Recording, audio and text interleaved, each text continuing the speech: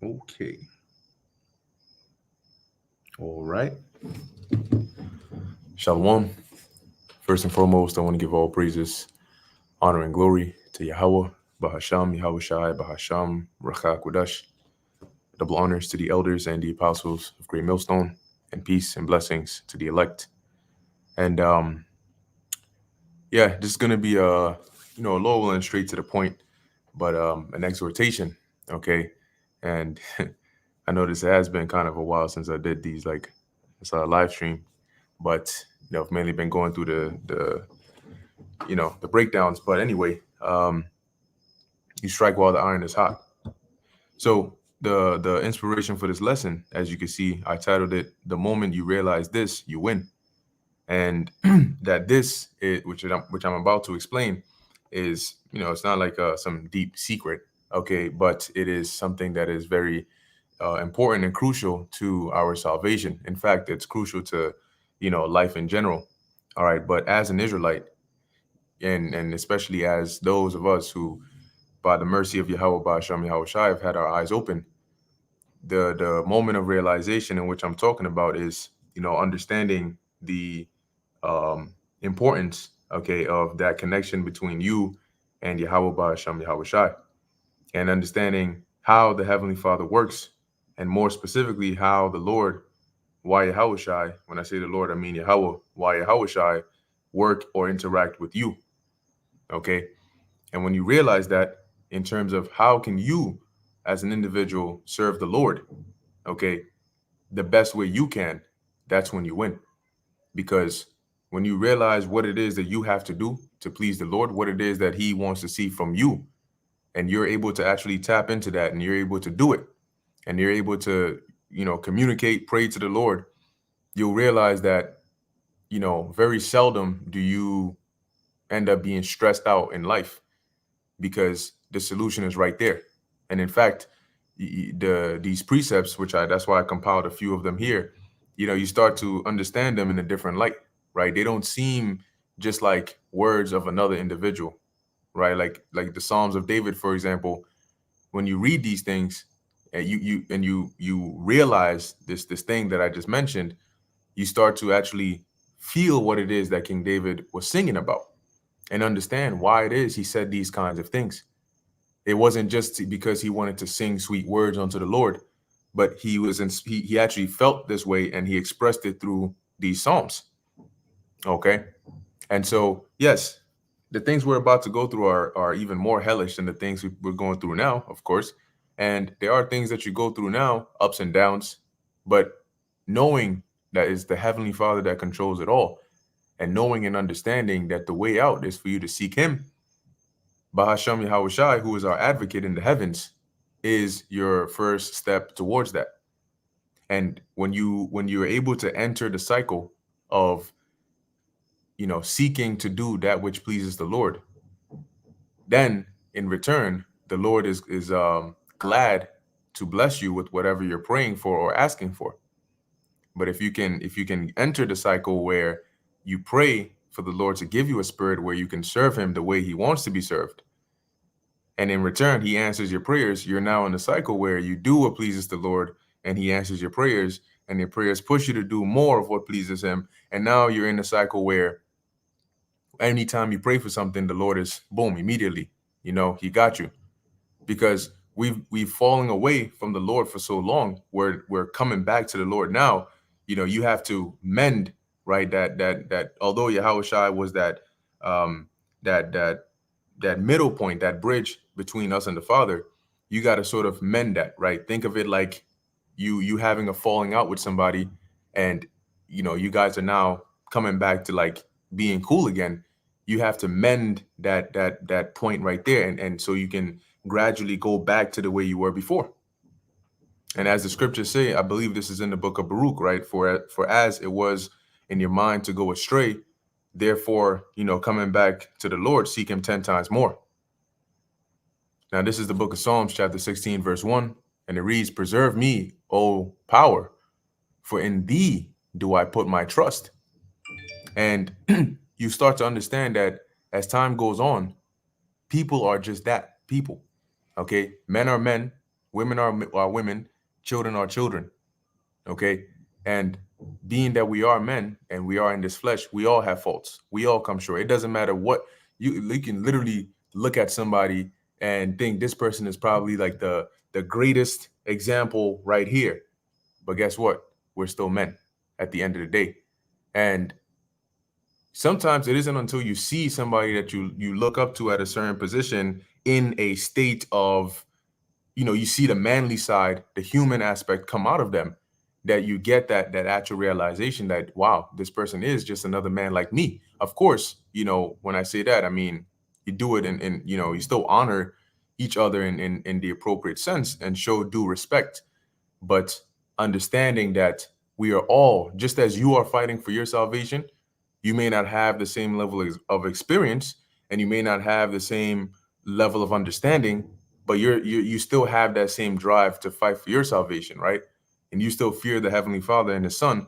Guess what? This man right here that you may look up to, he does the same. Okay, he's also fearing the Lord, and he's also fighting his demons just like you're fighting yours. So I say all that to say that at the end of the day, the scriptures say, and as we're reading here, that's why King David said he puts his trust in the Lord, because the Lord is faithful. The Lord doesn't have the faults that we do. If you pray to the Lord is not, like one task at a time where your prayers are now in a queue. Hold on, I got to execute this guy's prayer first, then I'm going to come and tend to you. Because you may go to an individual, but they may be busy. They may be going through something and they just don't have the time or ability to give you what it is that you need. But it's not so with the Lord. And sometimes you may be in dire need of it. But that's if you want to have a dependency, have that dependency on Yahweh Ba'ashem Yahweh Shai. And that's the point of the lesson. When you realize that the one and only true dependent being that you can count on is Yahweh, Yahweh Shai, or in that case, I should say beings, okay, or Yahweh Ba'ashem Yahweh Shai, that's when you win, because now you know what to do. Whatever the case is, you know exactly what you have to do. And it's not just about prayer, but it's about having faith. When you pray for things, and when you pray for faith, the Lord tests you. Okay? When you pray for you don't develop faith overnight. Faith is not like salt you sprinkle on your meat. You know what I'm saying? When you're cooking and let me just add a bit more. Okay? Just like you don't you don't sign up at a gym and then go home and don't show up for 6 months and expect to wake up looking all jacked. You the only way you gain these things is through exercising them. That's how they grow. That's why when you deal with faith, it's about growing your faith. And anything that grows, okay, has to go through some transformation. It has to be exercised. So when it comes to your faith, when you pray for faith, as we're going to go through in the book of Ecclesiasticus, when you pray for faith, you have to be prepared to have your faith tested. When you pray for an increase in faith, what you're actually saying to the Lord is, test me, Lord. And at the end of this test, or in order for me to pass this test, I need to show a higher level of faith. And so sometimes what the Lord will do is he'll wait for you to ask for something else, something that you need, something that you are like very, very, very in need of. And that'll be a great opportunity to test your faith, to see, okay, you asked for this thing, and now let's see how much faith you have. Because now I could have it just come straight to you, but then again, I could also have it go through crooked means and crooked ways, where at the end of the day, it's going to get to you. Whatever it is you ask for, you're going to get it, but it's not going to be direct. It's not going to be straight. In fact, there are going to be so many times when you think that you're not going to get it at all.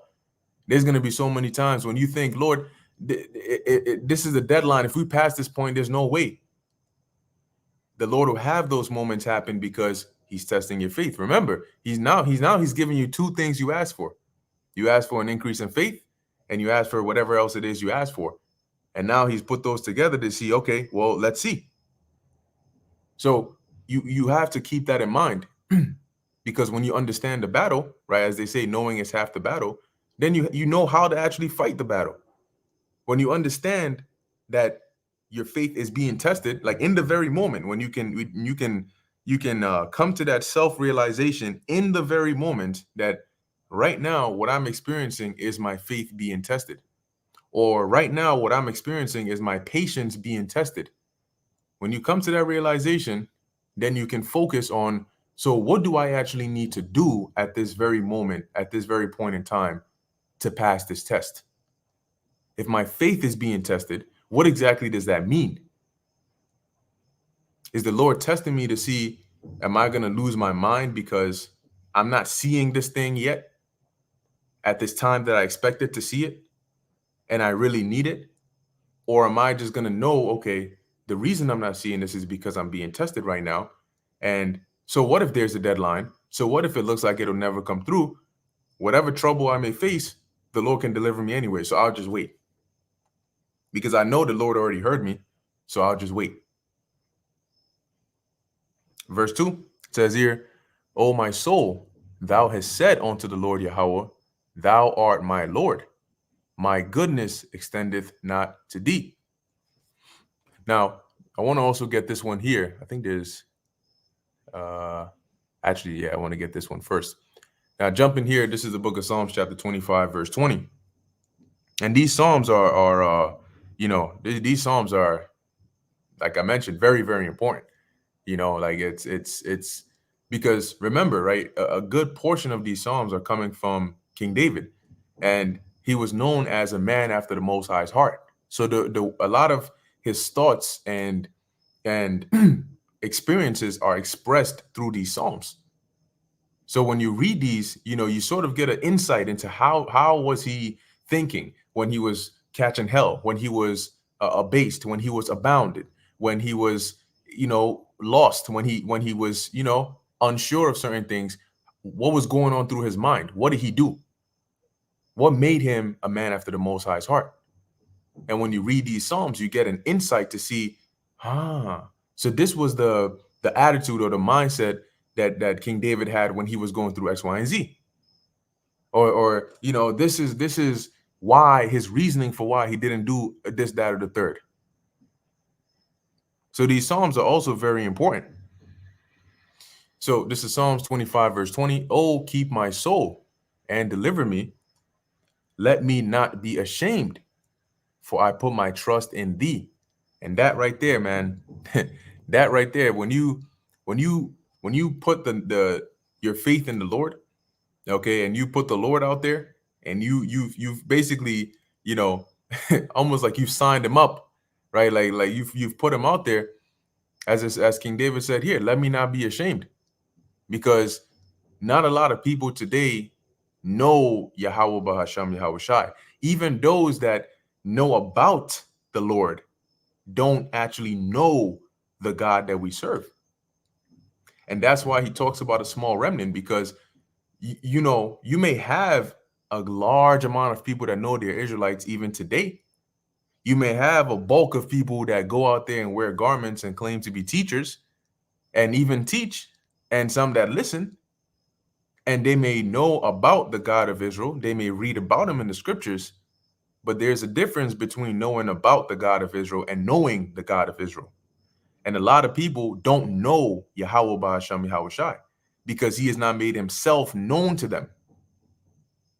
You can be around somebody for a long period of time and still not know who they actually are, right? Like, there's always that friend group, and there's always typically one or two people in there that are like the glue, to where, the rest of the group they know each other through these guys or through this guy.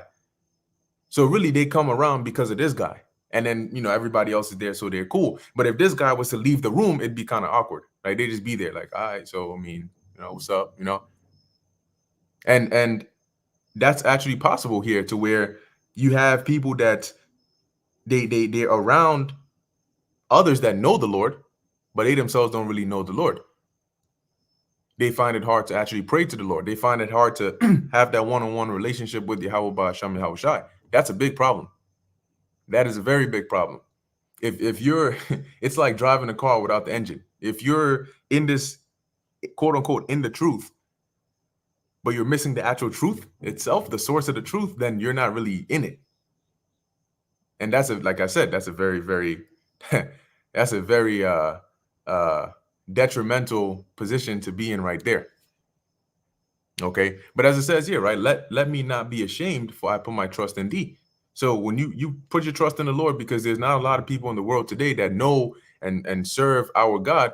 So when we talk about the Lord, or when we put our trust in the Lord, to others it looks pointless. It looks vain. It looks foolish.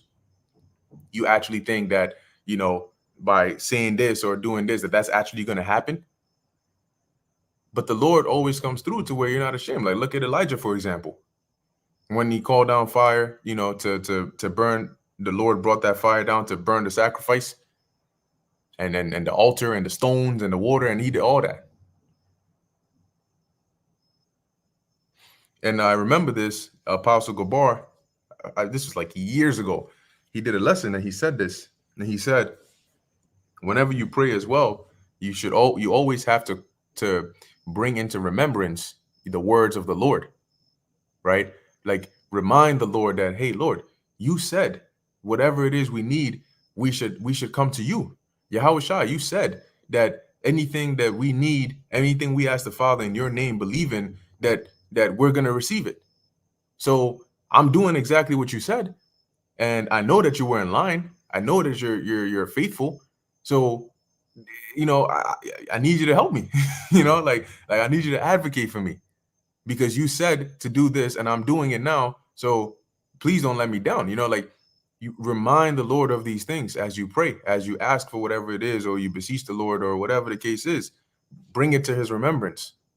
That, Lord, and you can see examples of this when you read about some of the prayers of the faithful men and women right back in the past. Even, for example, Esther in her prayer, right? And you put it in remembrance to the Lord, like, Lord, possibly, right, I'm possibly one of very few people who actually do sincerely do the best to try and serve you how you asked.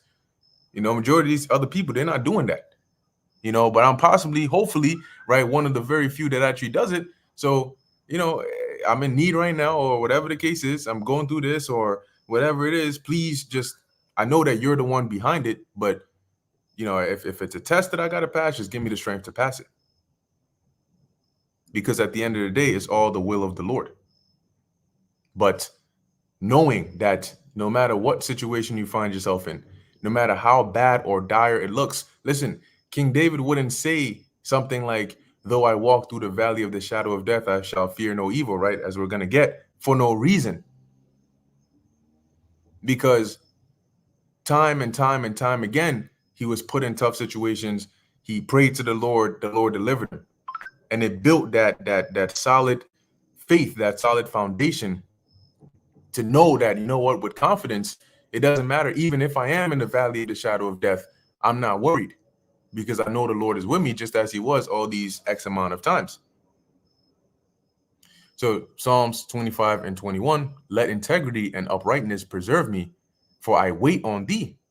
See, so it's not like you're asking the Lord for something, you're praying to the Lord, and then you're running to some other carnal means of getting about it. Sometimes you have no other option but to just sit and wait. Wait for the Lord to provide you the solution. Like, you're thinking, you're trying, but if there's nothing you can really do, then there's nothing you can really do but to just wait upon the Lord. Verse 22, redeem Israel, all power, out of all his troubles. And the Lord said that he is with us wherever we go. So really, that is our superpower, right? Prayer. You prayer matched and backed by faith, you get through anything. That is how you win. Okay, that is really how you become invincible. Any situation you find yourself in, it almost works like magic. Like, the in Marvel you have Shazam, right? The dude says Shazam, and then immediately he just transforms and he gets that power. Well, for us, our Shazam is calling upon the Lord and praying. So really, it's kind of like speaking things almost right into existence. Like we pray to the Lord for something, we ask Him for something, and then it manifests in this, in reality.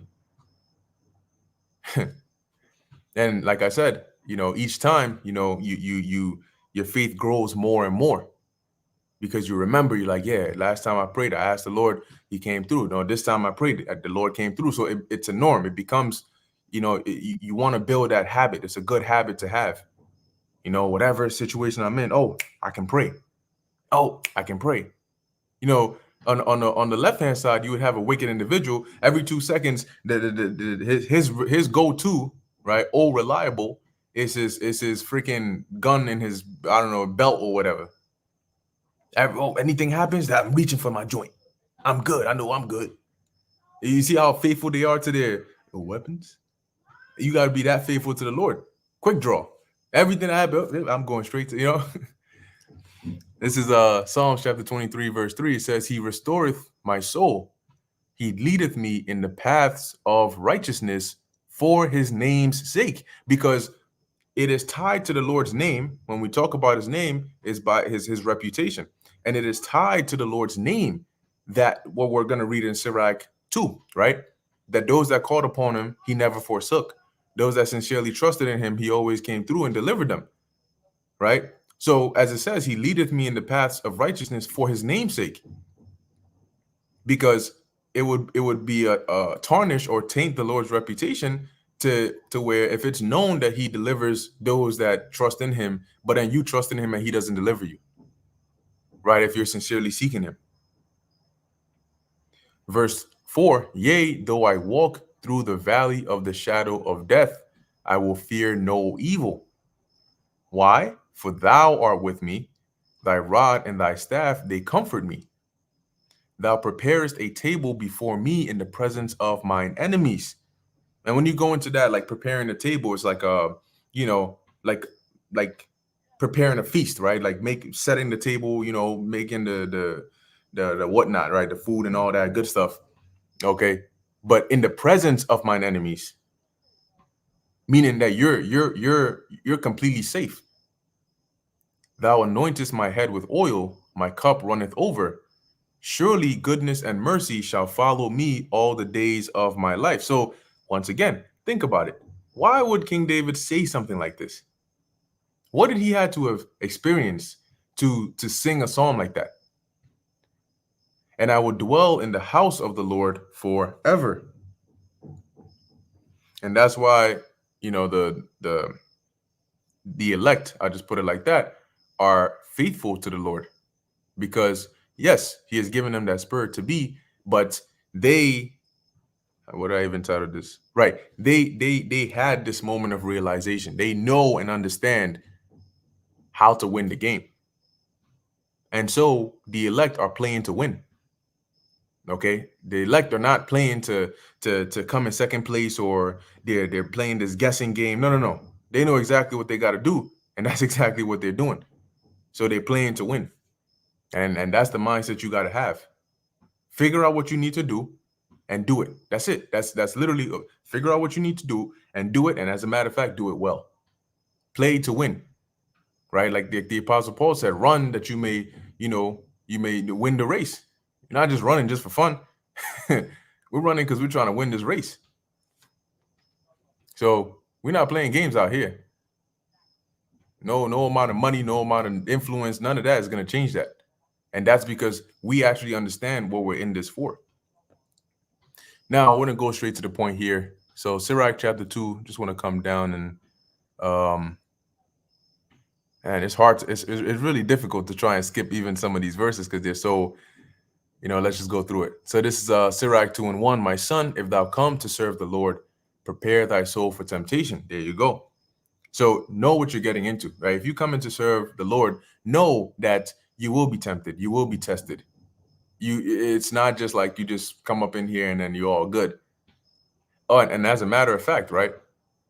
What's also interesting is you have some people that come into this thing and they don't get tested. Like they don't get tested on the same level as others. They don't get tempted on it. Like they're just in cruise mode.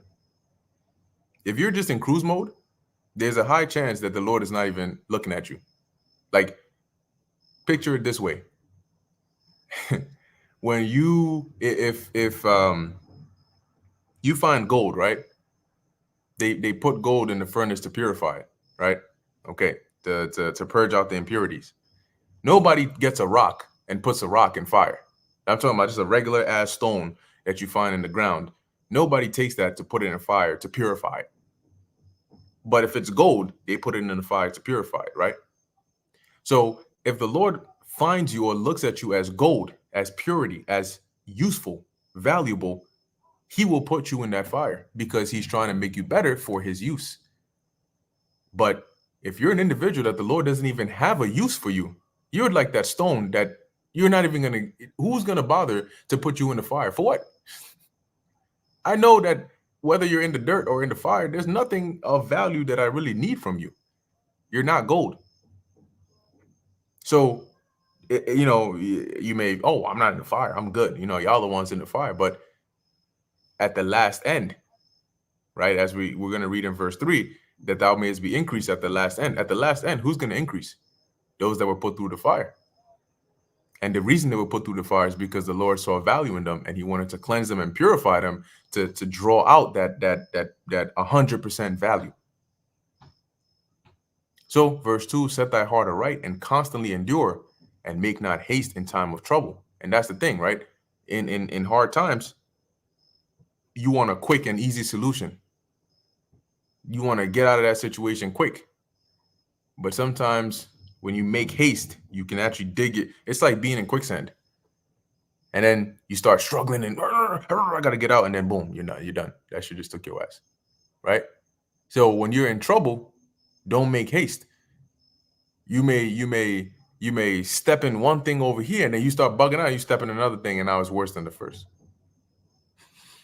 It says, cleave unto thee, or cleave unto him, and depart not away, that thou mayest be increased at thy last end. Because remember, the Heavenly Father and Yahweh Shai, we always have Yahweh Shai. You can't forget about Yahweh Shai. Yahweh Shai is there in the heavens on our behalf, advocating for us. I'm pretty sure that there have been times, in fact, where you may have gone through some judgment and you're like, damn, Lord, like, oh, damn, you really brought it down on me. But in reality, that was probably the lightest sentence you could have gotten because Yahweh Shai was advocating for you. Maybe the Most High was like, look, man, double that kind, you know what I'm saying? And the Lord is like, he's like, cushioning it so that your sentence could be lighter. You never know. So, but that's like, it's very crucial that we have that mediator in the heavens for us because we're not physically there. We don't necessarily, you pray, but when you go to court, right? When you go to court, there's a reason in the court system, there's a lawyer who's speaking on your behalf. There's a reason why it doesn't really matter what you say, right? Because in the law, right, in the court system or the courtroom, it's actually a certain kind of game, and you got to know how to play that game.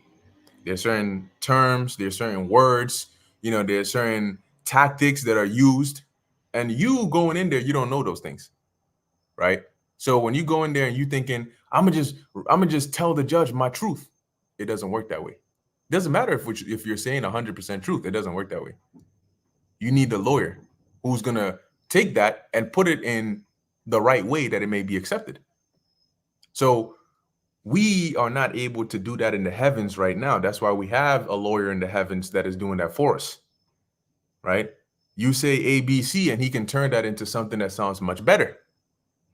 Something that'll get you off the hook in a better way. So you don't end up self-incriminating yourself, right? Or just incriminating yourself. But you have individuals that choose to try and downplay that. And really they pretty much say, we don't need a lawyer in the heavens. We'll just deal straight with the judge. Man, you go try that in the court system here today. They take your ass in. I don't need a lawyer. See what happens to your ass. You know why? You know why they offer people free lawyers in certain cases? They'll provide you a lawyer, even though sometimes it's But do you know why? Because they know if your ass was to just go up in there and they had it to where you can just come up in, I know I'm gonna just do. Hmm.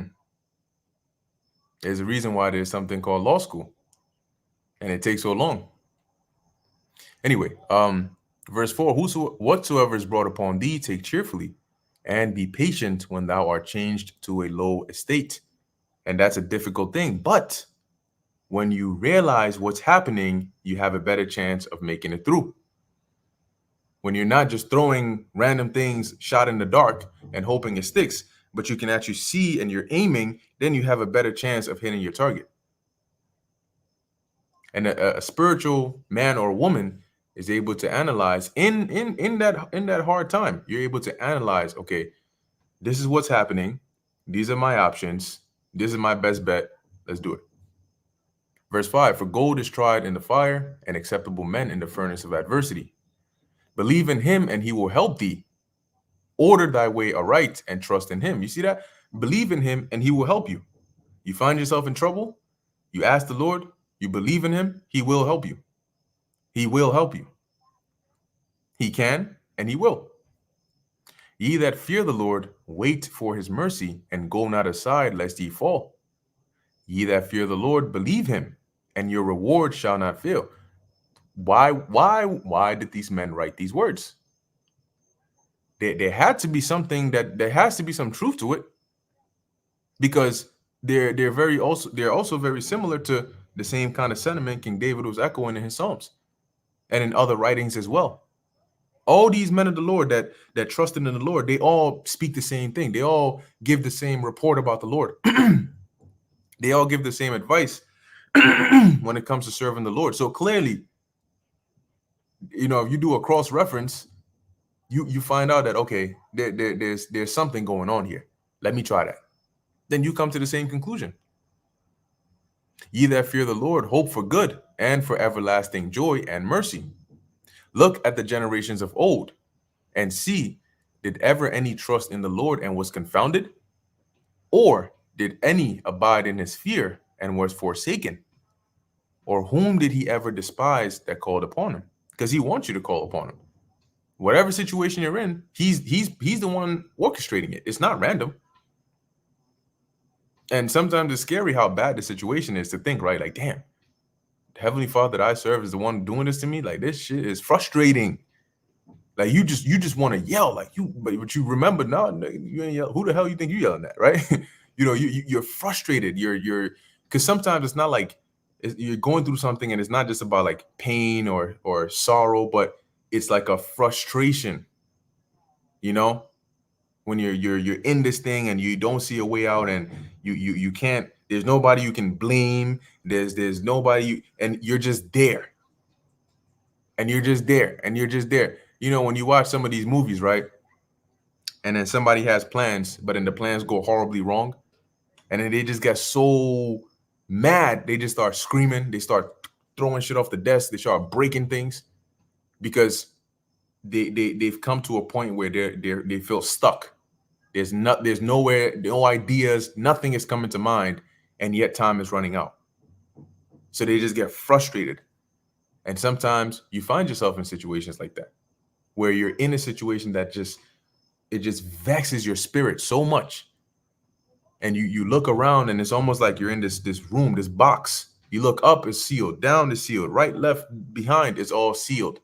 And you're just thinking, Lord, just, how do I get out of this? And I'm calling on you, and it feels like nothing is happening. So what am I supposed to do? Wait upon the Lord. You try to punch the wall, you break your knuckles. You try to kick it, you mess up your knees. But if you wait long enough and have faith, you'll be there, and then the walls might just drop like Jericho. And then you ain't have to do that. You just walk out. So sometimes the real fight is in not fighting, right? The real fight is in really fighting yourself, fighting your urge to want to just give up on having faith, give up on the test, give up on the patience, and just like say, screw it. You know what I'm saying? F all this, I'm done. Sometimes that's the real fight. You gotta tell yourself, nah, bro. F all this. Then what? I'm done. Then what? You lose your patience. Then what? Anyway, verse 11: For the Lord is full of compassion and mercy, long suffering, and very pitiful. You hear that? He's not just pitiful; he's very pitiful, and forgiveth sins, and saveth in time of affliction. So all these things are perfect for us, right? Because if we're serving a God that's full of compassion, mercy, he's long suffering. So you do your stupid BS, and time again, the Lord just has mercy. And he's very pitiful and he forgiveth sins. That means that you come correct. The Lord, he got you. So long as you come correct. Woe be to fearful hearts and faint hands, and the sinner that goeth two ways. So you're double-minded. Woe unto him that is faint-hearted, for he believeth not. Therefore shall he not be defended. See, because you're wavering, and you're wavering because your faith is low and your fear is rising. Why is your fear rising? Because you're allowing those what if thoughts, the consequences. Damn, man, what if this is literally my only way, and if the Lord doesn't do anything in it, then you start getting nervous, you start getting shaky, and then you go and do the wrong thing, and now you end up getting messed up. So you got to trust in the Lord. You got to know, look, if I sat here and I prayed to the Lord, then that's what I'm doing. And sometimes too, some people prefer to, if it's a hard decision, that something they want to do, they're unsure, they'll cast a lot. They might flip a coin or whatever the case is. But sometimes you can also cast a lot by situations, right? Like you can pray to the Lord and say, Lord, I'm there's a situation before me. I don't know exactly what to do, but in my spirit I feel like going with this route is the right way to go. So what I'm going to do is, instead of just sitting here, I'll try to go with this route that I think is right. And if it is right, then allow it to go through. Allow whatever steps I need to take, whatever situation I need to go through, let me go through it and let it be a smooth ride. And I'll know by that this is the right path to go. And if it's not, then some way, somehow prevent me from being able to do it. No matter how hard I try, just let a block after block after block happen, to where I realize, all right, this is like unusually, it doesn't even make sense. Clearly the Lord is telling me, nah, don't go there. So sometimes you can like sort of like almost like cast a lot that way to find out which path is the Lord, okay with. Well, trial and error, right? But not like the kind of error where you go too deep and now you drown in type error. No, but you pray to the Lord. Lord, this is what I think, I've prayed. This is what I'm going to try to do. If it is the right thing to do, let it work. If not, don't let it work, and let me like make me aware, so I do the other thing or I don't do that thing. But all in all, you have to have that faith that once I've prayed to the Lord, I'm doing it with confidence, right? Sometimes you pray for signs like that, like what was it, Gideon, right? You pray for the signs. You can go read the book of Judges, and I don't recall the details of that, but the rain, let it rain on everything but this part, or let it rain on only this part and let everything else be dry, that kind of thing. But sometimes you pray to the Lord, you ask for signs, and when he shows you the signs, you better go with it. And so you ask for some signs, he shows you the signs, then okay, I prayed, the Lord did this, end the story, I'm doing this. So verse 11, verse 12, verse 13, woe unto him that is faint-hearted, for he believeth not, therefore shall he not be defended. Yes, you can't like psych yourself out, right? Like you can't let these demons get to you and make you think, nah, ain't no way this is actually going to happen, just because you close your eyes, said the name of the Lord, said a few words behind it, and now magically, right, this is going to happen. Yeah, pretty much. Right? Like if men in the past were able to walk on water, right? Yahushua walked on water, Peter walked on water, right? If they were able to bring people back from the dead, they were able to call fire from heaven. But I can't pray to the Lord for something and he'll make it happen. It's the same God. The same God that made fire come down from heaven, the same God that parted this body of water so we could walk on it, and then all of a sudden, yeah, I'm praying to the same God and he can't make this happen. Verse 14, woe unto you that have lost patience, and what will ye do when the Lord shall visit you? They that fear the Lord will not disobey his word, and they that love him will keep his ways. They that fear the Lord will seek that which is well, pleasing unto him. See, this is what I mentioned at the beginning of the lesson. When you pray for a spirit that promotes you to do what pleases the Lord and to genuinely, enjoy doing the things that please the Lord, and you pray for that spirit, and naturally you start to do these things, you seek the things that please the Lord. And when you do those things, then it pleases the Lord to do the things that please you. So you ask the Lord for something, he's happy to give it to you because he knows that whatever it is he asked for, you're happy to do it for him. It says here, and they that love him shall be filled with the law, because they know that those are, that is a part of the things that put you on the path to doing what pleases the Lord. They that fear the Lord will prepare their hearts and humble their souls in his sight, saying, we will fall into the hands of the Lord and not into the hands of men. For as his majesty is, so is his mercy. And we know the Lord is the most majestic, so hence he is also the most merciful.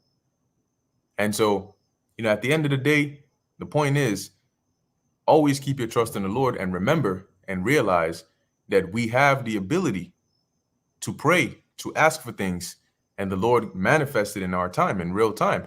But you only win when you realize that, and you only realize that when you actually believe it and you do it. Okay? And you know that this is the working of the Lord, because, in actuality, sometimes you pray for things, and when you have faith through it all, ups and downs, the unlikely situations, the likely situations, and then the Lord finally, just when you thought, damn, man, the Lord finally comes through, eventually you get used to this pattern, right? You start to know how the Lord deals. Okay, he's going to give me this, or he's testing me right now.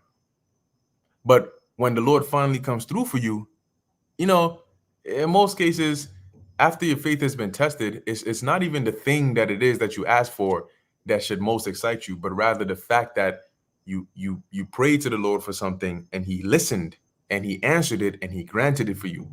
And on top of that, the whole entire time, though it seemed unlikely, you didn't lose faith. You kept that faith. And at the end, the Lord granted it to you. That really should be the more joyous or exciting part of it. The thing that you asked for, yeah, it is what it is. I'm sure it might be important too. But the more important thing is that at the end of this whole situation, you have grown in faith. You have been able to experience a situation where you prayed, you established a connection to a divine being. You asked for something. You had faith that it will happen, even though it seemed like it won't happen, and that strengthened your faith. And at the end, the Lord heard you and did it. So now I have access to the Lord. My faith has now been increased. What you have to do the next time you're in a situation and you need that. So anyway, I'm going to end it here. Lord willing, that was edifying and exhorting to the elect. In closing, I want to give all praises, honor, and glory to Yahweh, Bahasham, Yahweh Shai, Bahasham, Recha, Kodash. Until next time, Shalom.